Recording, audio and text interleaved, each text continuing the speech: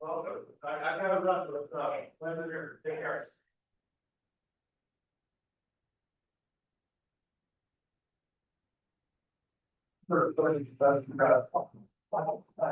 Well, I gotta run, but, Linda here, take care.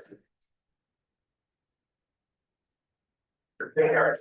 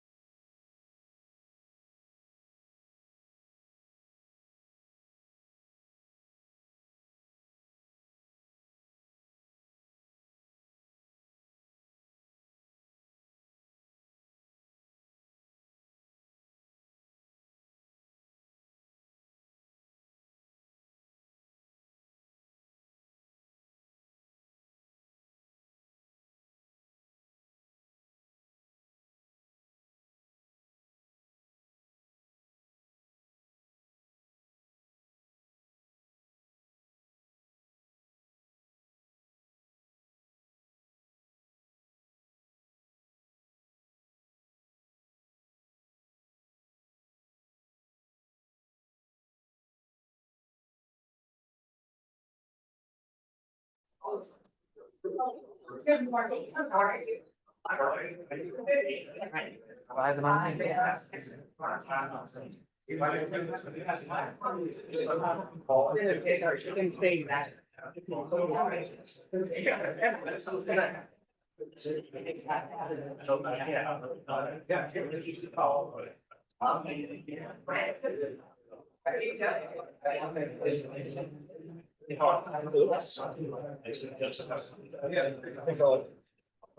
Give it 2 minutes.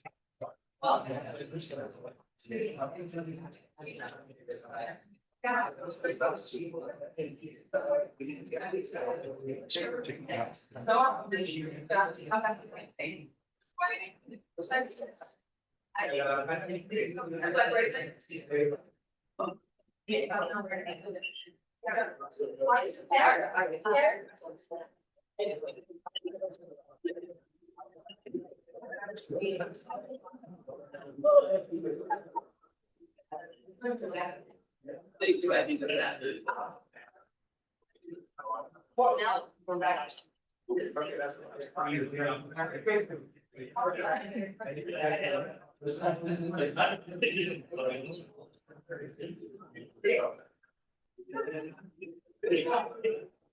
Sure.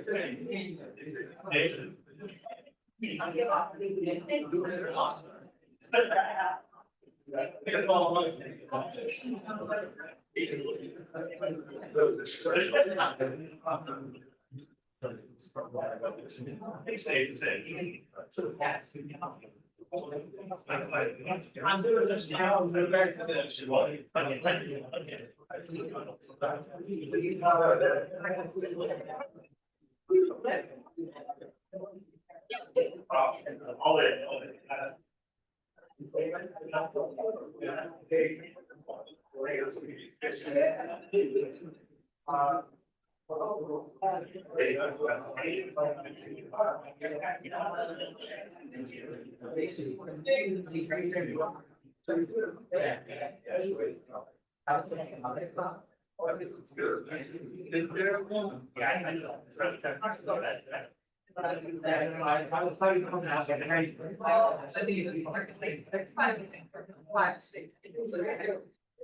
Hey, good morning, everyone. We're going to go ahead and get started.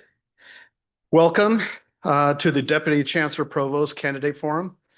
My name is Aaron Brown, Vice Chancellor of Business and Financial Services, also Chair of the Search Committee and today's facilitator. As part of our district-wide search process, each of our colleges is hosting open forums with the 3 finalists for this important leadership position.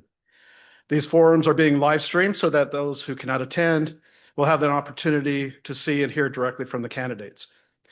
After an extensive national search process that was facilitated by the Association of Community College Trustees, the RCCD Search Committee carefully screened 40 applicants, conducted interviews, and then selected the 3 finalists that you will meet. In addition to these forums, the finalists will be meeting with the constituent group leaders and the Chancellor's Cabinet to ensure a broad and inclusive process that reflects the voices of our entire district. Your participation is critical and essential for the Chancellor to hear your feedback and consider it, your perspectives, and all of our community's perspectives in making this decision. Thank you for being here and for actively engaging in this process. With that, I'll turn it over to Graciela. Thank you. Good morning. How's everybody doing? It's good to see you all again. Happy to be here. So before we formally welcome our next candidate, let me take a few minutes to review the ground rules for the public forums. We will ask the candidate to provide brief opening remarks, about 3 to 4 minutes. We have 2 general questions that have been prepared to facilitate the session. If you would like to ask a question, we do ask for you to write your question on a note card and one of our room facilitators will pick it up. We have Leslie and Jonica again helping out. 5 minutes before we end the session, we'll ask the candidate to provide brief closing remarks. Also, when you entered the room, we gave you a form. On one side, it has the candidate's bio. On the other side, it has an area for you to leave feedback on it. We do ask for you to please ensure that these forms are handed into us before you leave. Unfortunately, we're unable to accept them once we leave the college today. I do want to stress the importance of these forms as they will be placed in a confidential sealed envelope and delivered straight to the Chancellor so that they can be included and carefully considered in their deliberations. And at this time, I'll ask Vice Chancellor Brown to come back up and introduce our candidate. Thank you.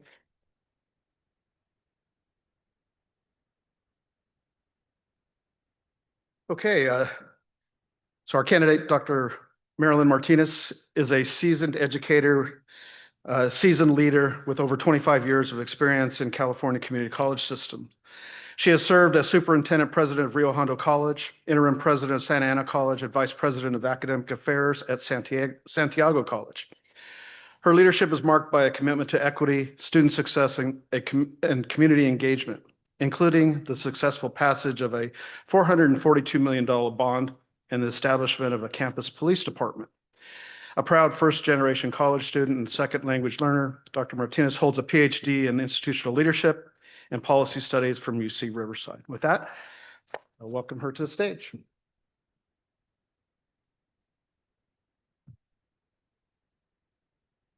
I don't know if I need to do an introduction. You did such a great job, Aaron. Go ahead. So as already mentioned, I'm very proud to be a first generation college student, a second language learner, raised by a single mother, and being able to go through the educational journey from my bachelor's degree to my master's to my PhD. And I did it all because of the educational system. And doesn't mean that there was any challenges. One thing that I always say that I'm really, really sad that I'm not a California community college product. And the reason why was because I did not know that there was a community college system. I was one that kind of followed what everybody did. In fact, I thought there was only one system. I thought it was a UC system and that was it. And so I applied and got accepted and went on my journey. And my first job was a 5th grade bilingual teacher in Jurupa Valley. And that's where my educational journey began. And my first job and passion with the California community college system was back in 2001 when Riverside City College hired me as the director of Gear Up. And so it's just so heartwarming right now to make full circle. I was at Riverside City College from 2001, more than 10 years. And really, I really can say that that's where my academic journey began, and my passion and my love for the California community college system. I will never work anywhere else, and I will never work at an institution that's not an HSI. It's near and dear to my heart. What we do for our students and the impact that we have on them is just profound to me, and how we can change lives, how we can change their social and economic upward mobility as it did it for me. I was a director there, and I moved up to associate dean to dean, and really I owe it to Riverside Community College District for my upward mobility and the experience, and for creating me for who I was and my connection to the community. What I really learned in this district was the word, community, right? That our obligation is to the community that we serve. And that's where I find my passion and my drive to get to know the community, to ensure that we represent the community, to make sure that we're engaged, to make sure that we're working with our business partners, to make sure that we are working with our nonprofits, just to make, to reach down and help our students succeed. And we have the capability of doing that. After that, as was mentioned, I went over to Rancho Santiago Community College District. I was there for quite some time as a dean there. And then majority of my years there was a vice president of academic affairs. People joke around that I'm a curriculum nerd because I do love curriculum. I don't know why, it just excites me because of the impact that it has to our students. What they learn in that classroom empowers them.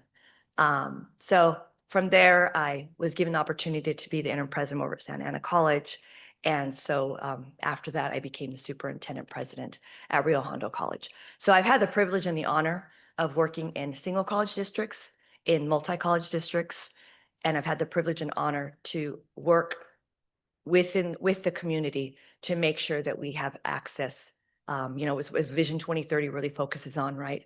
Equity in access, equity in success, and equity in support. And I think those are some really, really foundational pieces to keep our eye on, to make sure that our students, that we meet with the students where they're at and not necessarily them meet where we're at, right? That we make sure that we reach down and really, really have impact on them. So that's my introduction. I don't know if there's anything else that I may have missed. Okay, thank you. Well, we are ready to start asking questions. Okay. Okay. So our first question is, based on what you know about Riverside Community College District at this point in time, what will be your priorities during your first year as our new Deputy Chancellor and Provost? So from what I know and from the last I remember, I know that there's a recent bond that has been passed. And I know that each college has distinct projects. They're very much needed in the community that will help with providing our students additional opportunities. So, my first year, really, my first goal is to really get to know the institutions, to listen. I always think that before you can create any types of changes or before you implement anything, that you really need to learn and understand the culture of each institution, what their mission is, what their goals are. So really in the beginning, my primary goal is to listen, to see what the needs are, to celebrate the successes, but also to see what the needs are. This position is an interesting position. It's kind of quasi, so it's going to be like, where's my lane? So I'll have to navigate that with the chancellor and with the college presidents. But my goal I'm excited about this position because I see myself as support to the presidents, helping them. I think it's a great position because when I was president, it would have been great to have somebody there other than your cabinet, right? Or when I was superintendent president, if I had a second arm, it would be great. So my goal in the first year is to really be there for the chancellor and the board to make sure that we're following our institutional goals, that we're meeting our objectives. But in taking that into consideration, I also want to make sure that I work with the presidents to make sure that whatever planning they're doing is aligned to the district goals, that's aligned to the board goals, but that I'm there to support them, whether it's going out to advocate the legislative level, whether it's being out in the community because they can't be somewhere, whether it's making connections to the institutions, going with students, to DC to advocate with them as well. Just being involved as much as I can to provide each institution, each college, the support, and to be that facilitator, which is why I kind of like the job because I don't really have, what do you say? I don't really, I get to facilitate and mediate and partner and collaborate. And I like that. I like team building. That's one of my strengths. I'm very transparent. I'm very honest. Sometimes it gets me in trouble, but I'm okay with that. And so that's kind of what I see myself doing the first year is really meeting with the students, meeting at college helping forums, listening tour, and then bringing that back and working with the presidents to make sure that I can be there for them and provide them with support. Okay, thank you. So this question has a statement and then it asks the question, okay?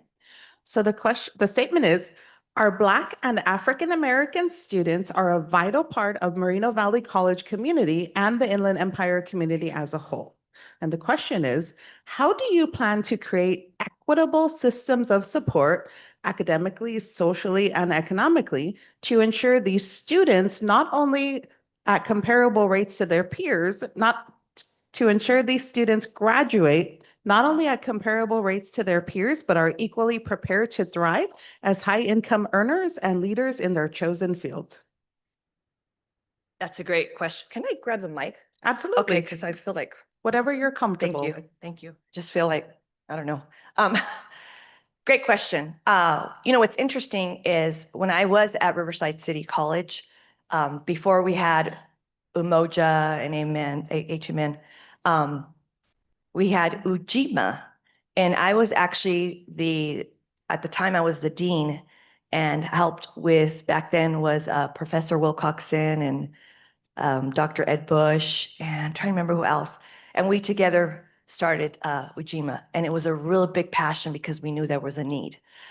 But as far as, making sure that we impact our entire BIPOC community, our entire Black, Indigenous, people of color, we want to make sure that we're constantly keeping a pulse on all aspects, not just making sure that they have access. We need to reach out. We need to be out in the communities where our or Black African Americans and other individuals of backgrounds of color, we need to go out to the community to get them to come to the college and not just sit and wait. We need to go to events. We need to be present. But then the follow-up to that is that you're not just doing it to get them here. We want to make sure they're here and that we provide wraparound support services based on their needs.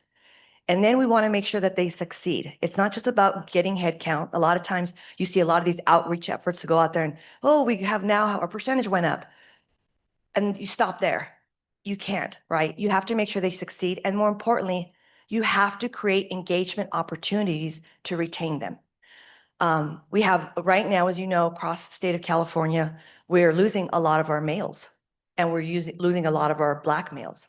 One thing that I did do at Rio Hondo College is we applied for a grant, and it was a legacy grant.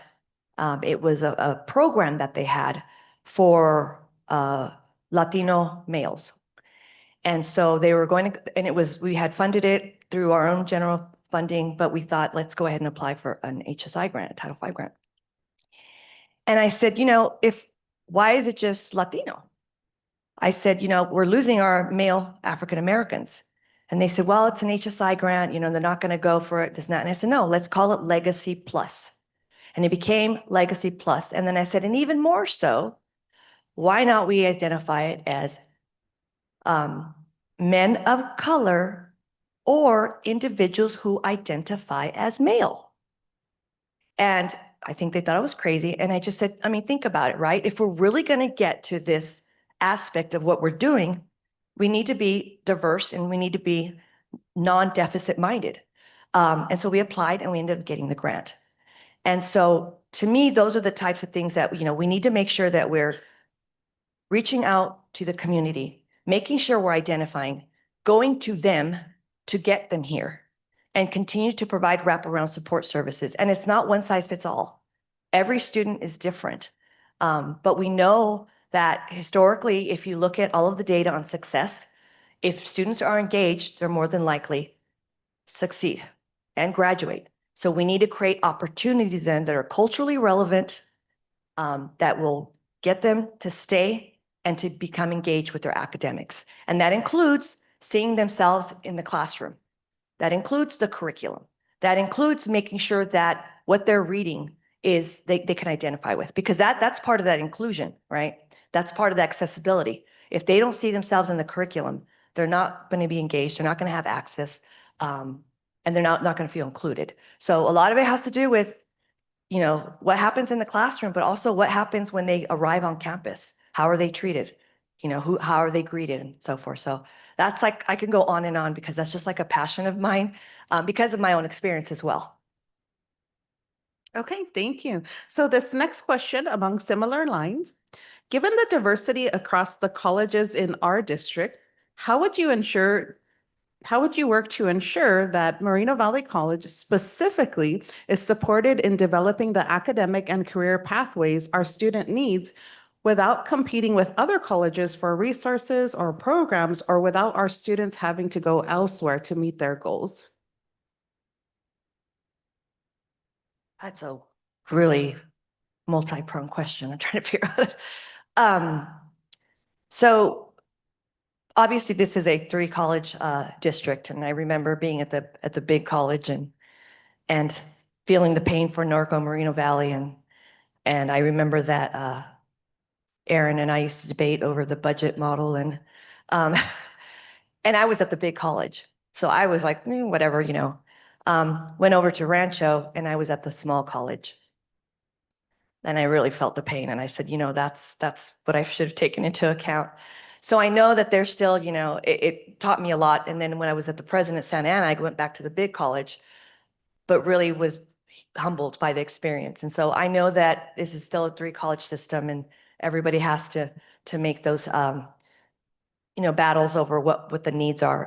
I think though that if you focus and continue to focus on the students and really look at your data and look at where you're disproportionately impacted, and look at our underrepresented students, and really keep your eye on that, and use that to leverage additional funding and to leverage additional programs so that you can get students to stay and so that they're not going elsewhere. The other is, I think we need to do a better job, just in general as a whole, to show students what type of economic impact their education can have and how it can create upwards mobility. We have a lot of great paying jobs out there in career technical education. We have apprenticeships, and those that don't feel that they have access, you create non-credit to credit pathways so that they can see themselves in these positions and they don't have to start off. They can see themselves in college if they're intimidated without having to pay for it. And then you create pathways into credit pathways so that they don't feel as intimidated and they see themselves as a college student. Can you repeat that last part of the question? Sure, absolutely. So the last part of the question is, how would you support students without having them compete with other colleges for resources or programs so that they don't have to go elsewhere to meet their goals? And the reason I pause on that is just because I would say, what resources are they missing? Why are they leaving?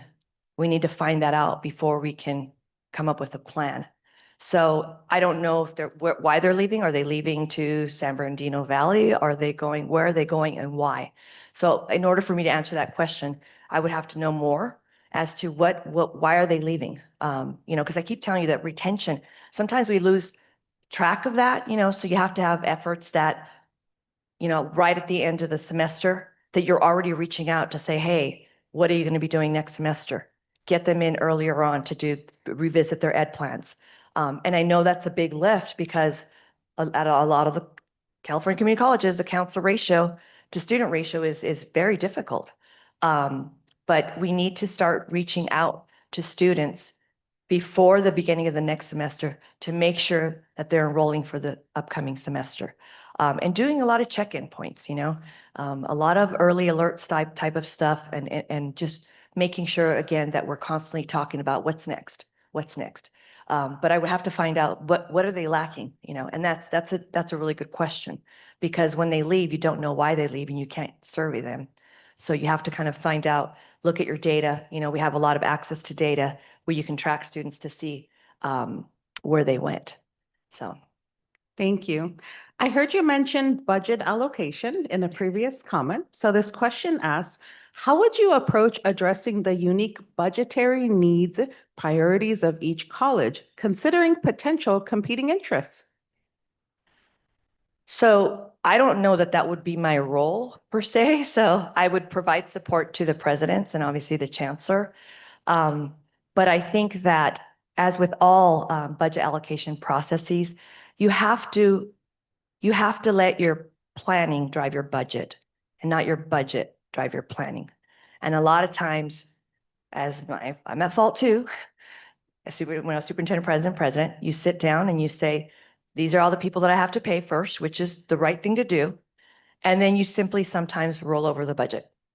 And that shouldn't be the case. It should be what is planned, what is in our strategic master plan, what requests came through program review processes, what can we fund? So that's something that as superintendent president sat down with cabinet.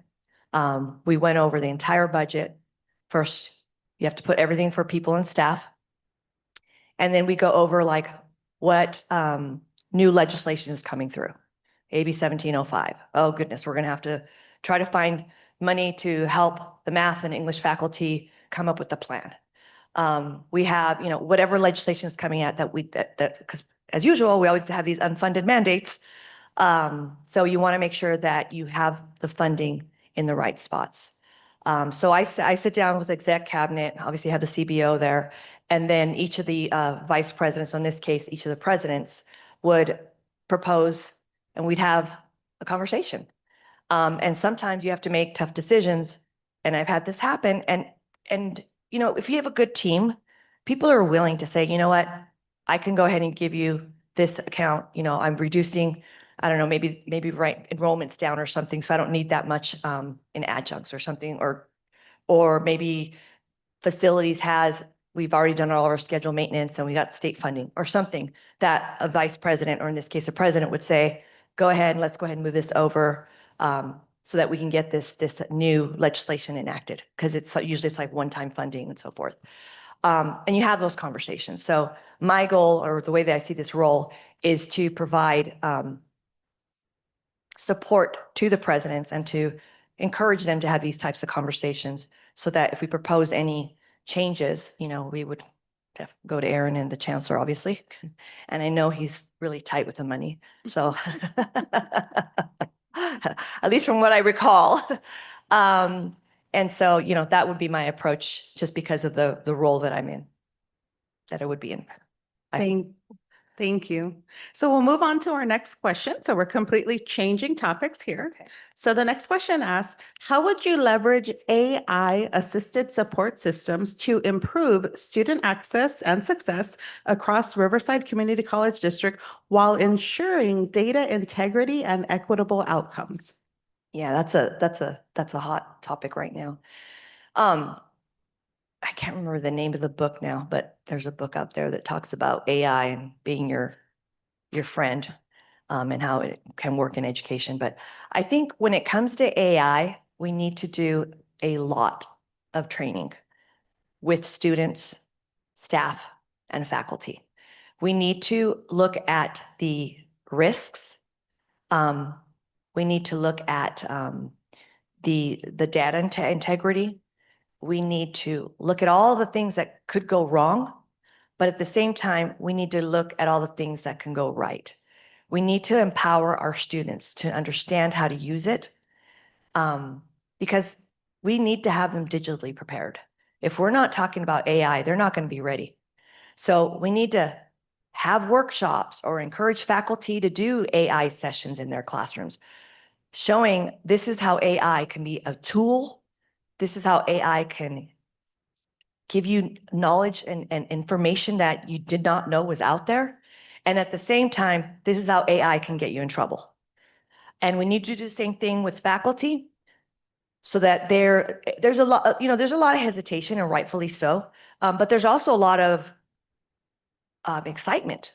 Some faculty are like, this is great. So we need to show, obviously at the end of the day, 10+1, academic freedom. They don't have to use AI if they don't want to. But, if you encourage and have workshops of how it can be your friend, a tool to help students, and also things that are not okay, but you have to share that same information with the students. Otherwise, you're setting them up for failure. And then classified as well. Classified can use AI for streamlining some of their work processes. If they have to do outline or minutes, they could use AI where they just punch everything in and say, make this look in this format, add this logo. It can be a tool. So I really think that when it comes to AI, we really have to front load it, and we have to be equitable in providing the same information to students, to faculty, and to staff. I use it sometimes when I sit there and I don't have time to make it pretty and put it in Canva or whatever it is. I'll push all my content in there, and I'll say, make a picture, an infographic out of this. It saves me time. Put all this in a PowerPoint and add the colors, add the school colors into it. It's great. And it's not cheating. So I just think we need to train, and have good conversations about it. Thank you. So we'll move on to our next question. So the question asks, what do you believe is the mission of a college police department, and how would you support that mission? So I'll tell you what happened over at Rio Hondo, and the mission that I guess I give myself credit that I did create.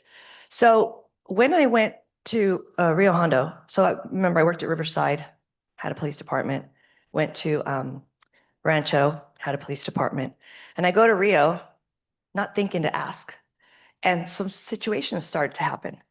And I would say, hey, we need to call campus police. And they said, Dr. Flores, we don't have campus police. I said, we don't have campus police?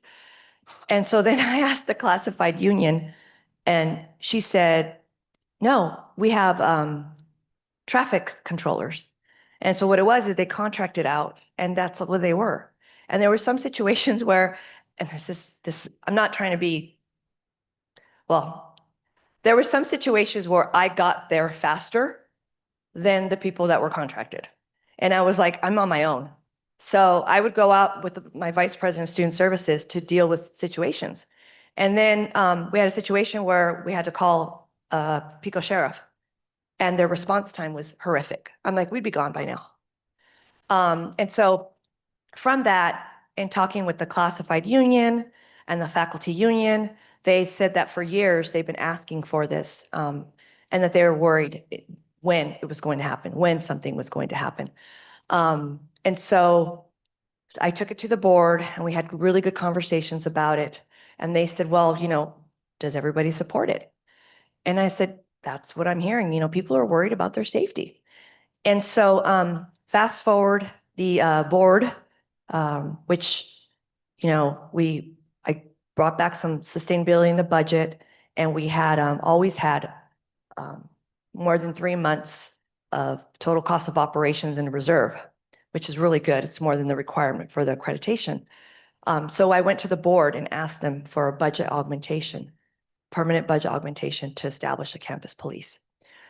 And so they approved it, and I had a lot of listening conversations again about the type of police department. And so what came out of that is that we did, you know, there is still some fear, especially with our dreamer students and the role of the police department. And one of the things is that the police academy that is over at Rio Hondo College, the learning domains for the post certifications is infused with a mentality of guardianship versus warrior. And it's infused with diversity, de-escalation, and so forth. And so as a result of that, we created a position for the chief of police that was, I could tell you that I worked alongside with the dean and the director of the academy and administration of justice. And we created this job description like from scratch. And it's infused with guardianship, collaboration, support, service, equity. And I'm proud of that job description. And then we thought, is anybody gonna apply? Is anybody gonna want to do this? And sure enough, you know, we hired a chief, and that's the mentality that we're in this together. And one of the biggest things that I could tell you that really made it clear for our students was when all of this horrific stuff that's happening right now with our immigrant students and our undocumented students. And I had the chief of police during these raids started happening, passing out the red cards. And the students were just so grateful. But what it told me was I wanted campus police to be out there to show them, we're here with you. We're not a threat. We're not going to participate in this. And the students came up and they were grabbing stacks. Can I take this to my cousin? Can I take this? So that's my mentality. The other thing too is that, and they'll tell you this, I always, when I was at Santiago Canyon College, anytime a police officer would walk into a building, into a classroom, because we sometimes had situations where we had to go into a classroom and obtain a student, but anytime they would walk into a building, everybody would be like, what's going on? What's going on? What happened? Let's go see. And I was like, that should not be the case. So at that time, I was the vice president of academic affairs.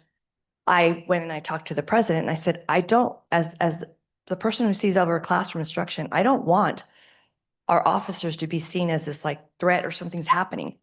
And so I made the recommendation. I said, I don't want them in their cars. I don't want them in the golf carts. I want them walking around. And sure enough, they walked around and it just calmed everything down. They were at events. I said, I want you guys talking to the students. And then when I went over to Santa Ana, the rumor got told, she's going to make you guys start walking. she's going to make you. And I got there and I met the sergeant and he goes, I know what your first charge is. And I'm like, I'm sorry, and it was in the middle of a pandemic too. And I'm like, there's no reason why you had to be in your car. There's hardly anybody here, walk around. Those that are here, greet them. So that's it's a community policing model, right, that they use in the communities. And it's a guardianship mentality. And I really firmly believe, and it's worked well. Students feel safe. They feel comfortable. You get more people coming in. Hi, oh my goodness, there's so many familiar faces. I love it. They become familiar and they see them as partners and they see them as support, especially right now. Our students really need to know that they feel safe. So that's my philosophy and I've stuck to it and it's worked. Thank you. Okay, so our next question, based on your experience with the region, what areas of education do you believe we need to expand and grow in order to meet the changing needs of the economy, both locally and nationally? Yeah. So when I was at Rancho, we doubled our apprenticeship programs. And then at Rio, I probably added, I think we started with 4 apprenticeships and I added 3 more. And I say that because we need to work with our trades. We need to work with them because they're good, high-paying, high-skilled jobs. We also need to look and see how many more bachelor's degrees we can create opportunities for our students. I mean, to get a bachelor's degree for $16,000 to $20,000, I mean, talk about having economic impact to the community and making it accessible. At Rio, we were able to get the bachelor's in automotive technology and the bachelor's in, this is an interesting one, electronic digital instrument. And I joke around and I say it's like a chicka wow wow, the keyboard. It literally is this instrument and it's a high demand in Hollywood and the cinema and so forth. And it's attractive to students, but they can get high-paying jobs. So, the key is that we need to look at our region. What are the needs? What are the industries that are popping up? What are the jobs that are needed? And create those programs and those curriculums, but also making sure that we keep our eye on those bachelor's degrees and see where there's opportunity. And I'm going to tell you that I'm going to continue to keep advocating at the state level. In the Cal State, I've gotten in a big argument with them over the electronic digital, and they finally gave in because it took 2 years as opposed to the 1-year process. But nursing, I'm just, I'm working with a group of other CEOs. We continue to go, to the state chancellor's office. There is no reason why we should not be offering bachelor's degrees in nursing. The demand is out there. And if you look at the data, students are going to private and they're paying an enormous amount. So, focusing on the bachelor's, working at industry, looking at the region. Another critical key piece I do think is non-credit. Non-credit we need to focus more on because there's sometimes the community is very fearful of having to pay for college for fear that they may fail because they have not had that opportunity or they may not see themselves as a college student. So creating those non-credit pathways to credit and or even stackable certificates, right? Like in biotechnology, you create stackable certificates so that each completion yields to a certain pay. You go to the next one, a certain pay, so that they can see themselves succeed and they can actually start earning income as they continue their academic goals. So there's a lot out there, but I do really think that we need to look at, career workforce education, those opportunities, while also making sure that, we complete the mission of the colleges, which is also transfer. But there's, the times have changed in essence that we need highly skilled individuals, and there's high paying jobs out there. We just need to connect our students to those programs and making sure again that we go to them and bring them in those high demand, high interesting jobs as well. And what's happening out there, where are the jobs? What does the labor market index indicate? What is it saying there's going to be more positions? Because we also don't want to create programs where there's no job at the end of the day. So really looking at what jobs are out there in the region, look at your LMI data and have conversations with faculty about that to make sure that we are providing opportunities for our students to gain employment upon completion. Thank you. So our next question asks, would you please share with us any successful interactions you've had with external partners, such as businesses, manufacturers, and nonprofit community organizations?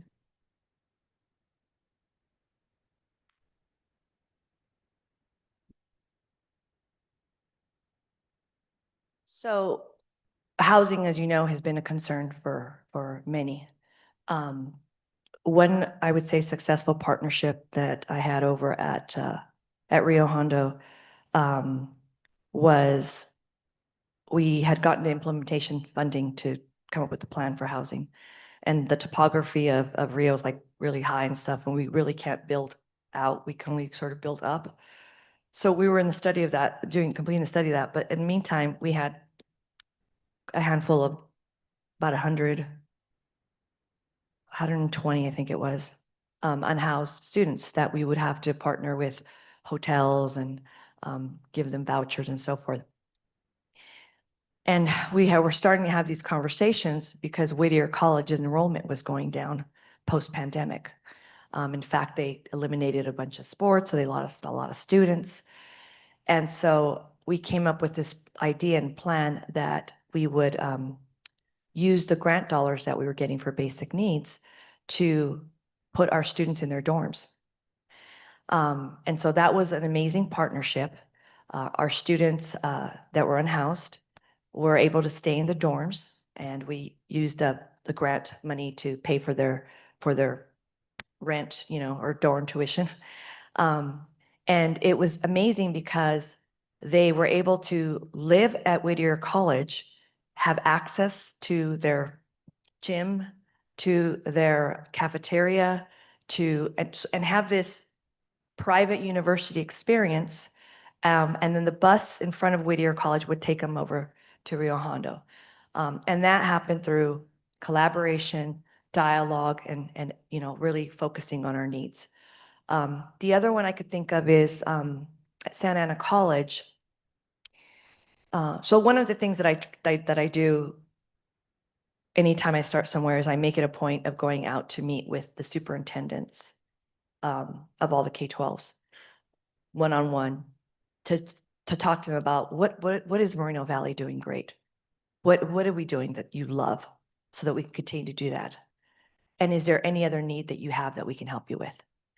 And so I do that with the K-12s, and then I move to our Cal States and our UC partners, whoever our number one feeders are. And then I also meet with city council, each city council in all the district boundaries. And usually I would take the board of trustee who's in that district area to go with me and present about what Moreno Valley wonderful, great things we're doing so that they're aware and that we can continue to get support from them. So I would go and present that. And as a result of that, when I went to Chapman University, we were just talking about like, what are they doing great? And what are their needs and so forth. And they had mentioned that they, no, I'm sorry. It was Orange Unified School District was mentioning that they were having a hard time finding elementary school instructors who had credentials for special education. They just couldn't hire and they couldn't find. And they said, we barely get any from Chapman. And then when I met with Chapman, I said, I heard from over there, what's going on? And they're like, we're not getting, students.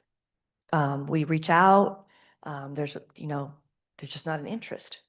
So met with the education department at Santa Ana College, and we said, what if we created a 2+2? And I said, Chapman, if we create this program to feed them, will you cover their 2 years? And then in turn, Orange Unified was like ecstatic, and they're like, we'll guarantee them an interview. So we created this program for them to get their teaching credentials, specifically in special education, through partnering the 3 institutions, our 3 foundations, to work for this 2+2 partnership to increase the pipeline of instructors. So those are just kind of examples of how you need to be really entrenched in the community to create these conversations and these partnerships to work with each other to ensure that our students succeed, and join the workforce where there's high demand as well. Thank you. Okay, so our next question is, given the present administration's determination to dismantle DEI policies, not just in colleges, but in their very accreditation criteria or organizations, such as ACCJC, what possible responses are you considering? No. This has been such a large conversation, especially with the CEOs across the state. And it's interesting because there's some people that are saying, oh, we just need to reframe. We just need to call it something else.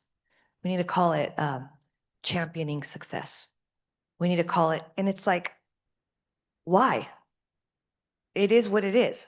What we are doing is DEI. I have DEIAA, which is diversity, equity, inclusion, accessibility, and anti-racism.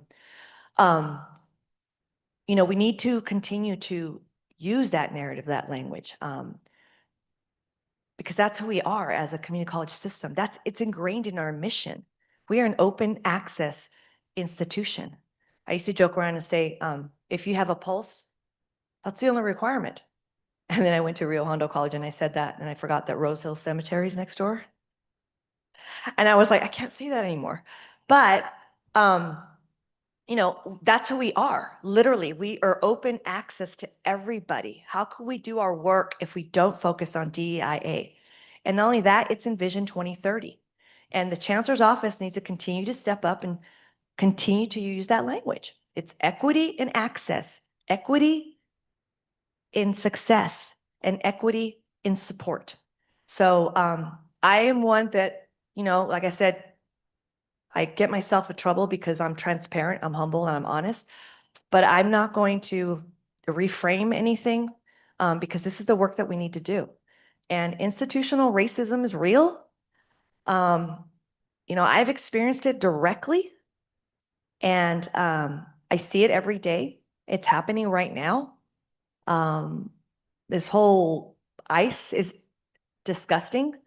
And it continues to happen even before that with George Floyd. I mean, I go on and on. It's not going away. And if we don't continue to talk about this, then what's the point? Sorry, I get really angry. Thank you. Okay, our next question asks, how would you strengthen relationships between the district and the colleges? And what strategies would you implement to enhance collaboration and communication? Yeah. And that's kind of like the good thing about having worked for a multi-college district and then also working for a single college district. It's a totally different perspective. And I've come to appreciate district support more because when you're a single college district, you are the district, which I learned rather quickly. But really, that's what the district office is supposed to be. It's supposed to be a support system. It's supposed to help facilitate the colleges. And it's also supposed to serve as a check and balance. It's supposed to hold colleges accountable. Because if not, your metrics are not going to change. But you want to do that in a way that's collaborative, intentional, again, transparent. There's nothing to hide, right? This is our goals.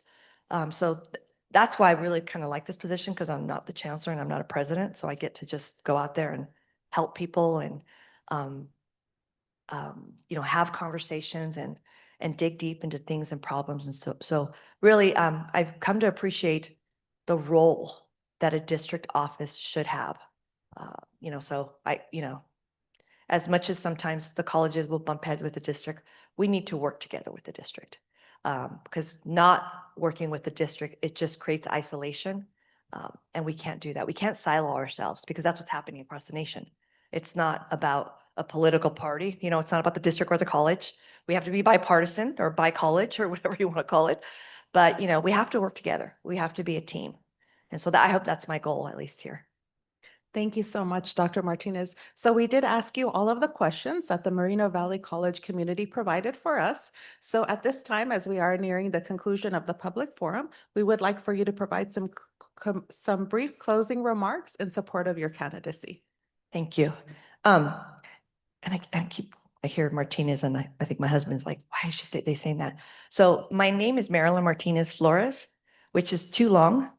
But I was told when I was in my doctorate, because I had published articles under Martinez, to hyphenate it, which I shouldn't have done that because it's too long. So I now just go by Dr. Flores in honor of my husband, you know. Only when I want to, though. So call me Dr. Martinez on the days that I got an argument, and then call me Dr. Flores. But I just want to say that it warms my heart to be here, to make full circle. I really do credit Riverside Community College District, Riverside City College District, and the RCCD for where I'm at. I found my love and my passion for the community college system at RCC. I loved working with Norco Moreno Valley. And it just warmed my heart to make a full circle. I still have a lot of friends and family out here. I still have a lot of community connections. When I was I started the Latino Network Leadership Institute over at Riverside, and that's still ongoing. It's still going on. And I think next month I'll be the guest speaker at UCR as the person who founded that program. And it again focuses on students of color, teaching them leadership skills, and they don't have to pay for anything. And usually they bring in really great speakers. And I'm not saying that about myself, but in the past we've had like board members and city officials and all of that. So this year, I don't know why they picked me, but okay. I think it was the full circle thing, right? So I know the communities. I raised my boys here, and it would just be so great. I think I have a unique experience for this position. I've both been a president and a superintendent president. I've worked in multi and single college districts. My background is in academic affairs, but I've come to appreciate student services just as equally, because you can't do the work unless you do it together. Just as much as what happens in the classroom is just as important as what happens when the students arrive at your campus and they meet that person at that front counter. I'm excited about this opportunity if it comes to flourish. And I'm really looking forward to it. It's an interesting position. You know, I've been asking all kinds of questions like, what is this? And I keep reading the job description and I'm getting a little bit more information. But I really like it because I keep saying, I'm sorry. I really like it because I get to provide support to the presidents and the colleges. And I kind of get to mediate between the district and the colleges. I get to live in both worlds in a sense, and I'm there to support everybody, and making sure that we continue to monitor our student success and our metrics to make sure that, again, they have access and that we're retaining them, and that we are making sure that if there's any disproportionate impacts, that we have that all the time at the forefront, that we have our student success at the forefront. So I think that's all I have to say, and just that I have experience, as you know, with bonds, budgets, capital projects. As Aaron shared, I've just approved from the grassroots, that $442 million bond. I worked a lot for that. And so, you know, I'm ready for the next step. I think this is a nice soft cushion to land on as my next upward mobility on my own experience that started at Riverside. So it'd be great to do this and to join all of you again. And it's so nice to see you guys that I haven't seen in a long time, and gals.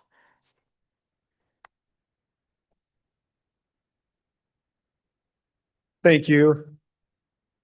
Once again, thank you all for joining us today and for your thoughtful engagement. All the questions you posed to the candidate are very much appreciated.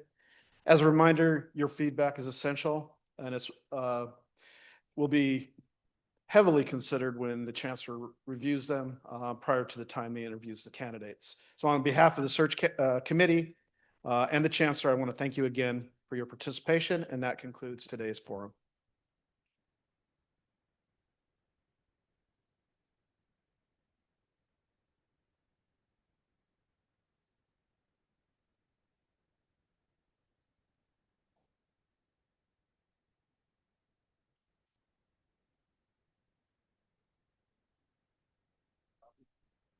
Vice Moreno.